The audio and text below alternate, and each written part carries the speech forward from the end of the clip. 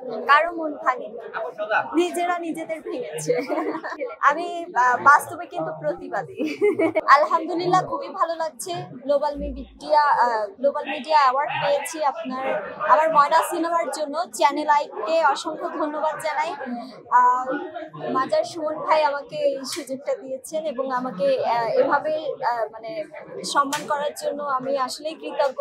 কারণ একজন নবাগত আসলেই চাই যখন একটা সিনেমা রিলিজ হয় বা একটা কাজ মানে রিলিজ হয় তখন এই যে সম্মাননাটা দেয়, এটা আসলে অনেক বড় একটা প্রাপ্তি।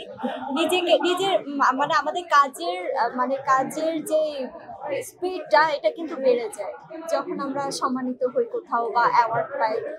এটা আমার ভালো লাগছে। ময়না সিনেমার এই নিয়ে কয়টা অ্যাওয়ার্ড পেলেন? আমি এই নিয়ে 2টা পেয়েছি। ময়না সিনেমা স্পেশাল কি অ্যাওয়ার্ড পেয়ে যাচ্ছে? ময়না সিনেমার স্পেশাল জিনিস হচ্ছে নারী কেন্দ্রিক সিনেমা। বাংলাদেশে খুবই হয়, কিন্তু যেটা হয় সেটা কিন্তু খুব ভালোভাবেই অডিয়েন্সরা অ্যাকসেপ্ট করে এবং ময়না ক্যারেক্টারটা খুবই চ্যালেঞ্জিং। আমাদের সমাজে মানে আমাদের সমাজের মেয়েদেরই গল্প।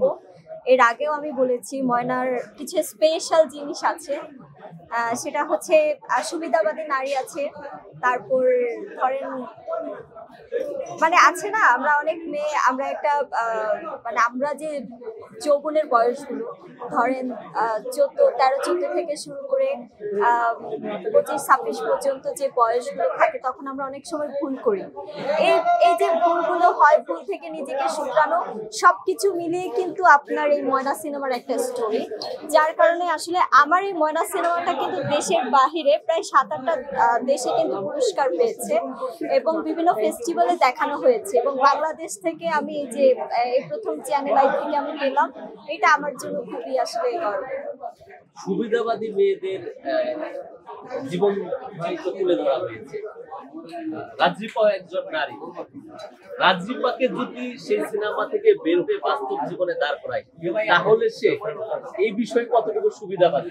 আমি সুবিধাবাদী না, আমি গল্পে সুবিধাবাদী হলেও আমি বাস্তবে কিন্তু প্রতিবাদী। এটা আপনারা সবাই জানেন। এই পর্যন্ত কতগুলো ছেলেদের মন ভেঙেছে? কারো মন ভাঙেনি, নিজেরা নিজেদের ভেঙেছে।